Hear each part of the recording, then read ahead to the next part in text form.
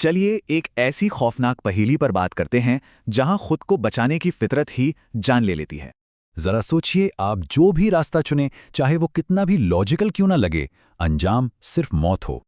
रात के ठीक 11 बजे शहर से दूर एक सुनसान हवेली और पत्रकार करण एक गुमशुदा चित्रकार की तलाश में। हवेली के मालिक ने ऊपर जाने से मना किया था, लेकिन करण को लगा असली राज तो वहीं छिपा है। उसने टॉर्च जलाई और सीढ़ियों पर कदम रखा। हर पायदान से आती चर्र की भयानक आवाज धड़कनें बढ़ा रही थीं। अंधेरे में हमारे सेंसेस तेज हो जाते हैं। दूसरे तल पर उसे अजीब सी नमी और धूल की गंध आई। तभी आखिरी कमरे के अंदर से कुछ गिरने की भारी आवाज आई। धम। करण पसीने से भीग गया। लेकिन रुकिए, वो कमरा तो पिछले 20 सालों से बंद था, फिर अंदर से आवाज कैसे आ सकती है? उसने ठंडे हैंडल को पकड़कर दरवाजा खोला। अंदर दीवार पर एक अधूरा चित्र था, काली आंखों वाली चीखती हुई महिला। ये अधूरा चित्र दिमाग को बेचैन करता है। साफ था कि चित्रकार को काम के बीच अचानक रोका गया था। तभी जमीन पर चित्रकार की डायरी मिली।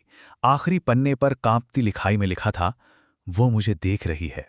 आगे लिखा था, मैंने उसे बंद कर दिया, पर अब वो बाहर है। सच में रोंगटे खड़े कर देने वाला।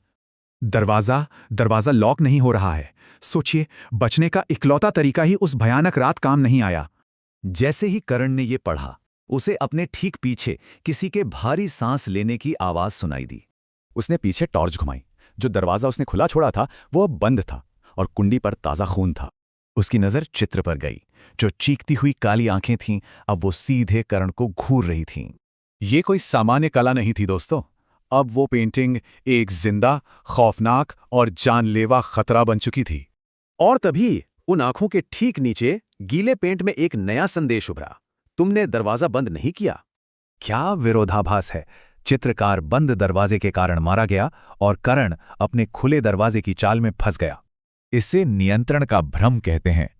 हवेली ने इंसान के बचाव के तरीके को ही मौत का हथियार बना दिया। अचानक कमरे में अंधेरा छा गया। टॉर्च छूटी और एक तीखी चीख हवेली के सन्नाटे में गुम हो गई।